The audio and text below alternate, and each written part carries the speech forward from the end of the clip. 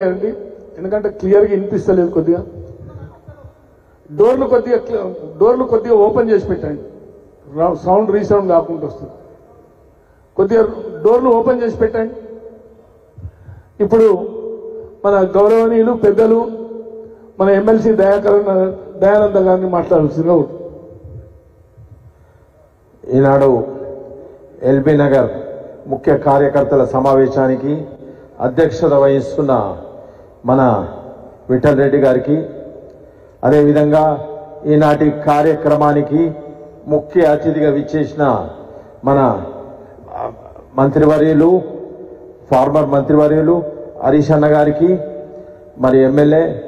ఇక్కడ స్థానిక ఎమ్మెల్యే సుధీర్ రెడ్డి గారికి మరియు మాజీ కార్పొరేటర్స్కు డివిజన్ అధ్యక్షులకు విచ్చేసిన సోదరిమణులకు అందరికీ కూడా నా యొక్క నమస్కారాలు తెలియజేస్తూ ఈనాడు ముఖ్య కార్యకర్తల సమావేశాన్ని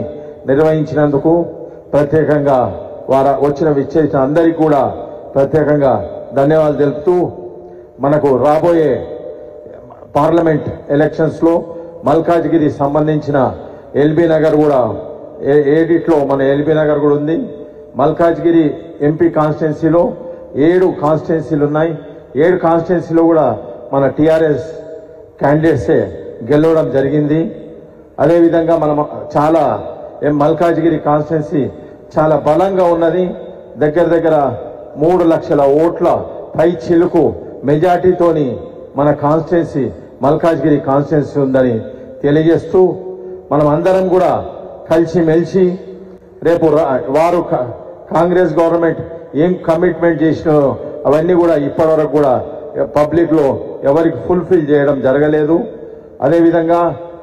రేపు రాబోయే ఎంపీ ఎలక్షన్స్లో మనం అందరం కలిసి కట్టుగా ఉండి ఎవరు క్యాండిడేట్ను అధిష్టాన వర్గం నిర్ణయించినా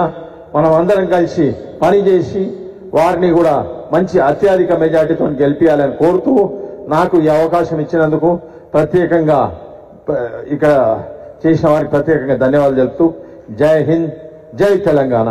జై కేసీఆర్ ధన్యవాదాలన్నా దయానందన ఇప్పుడు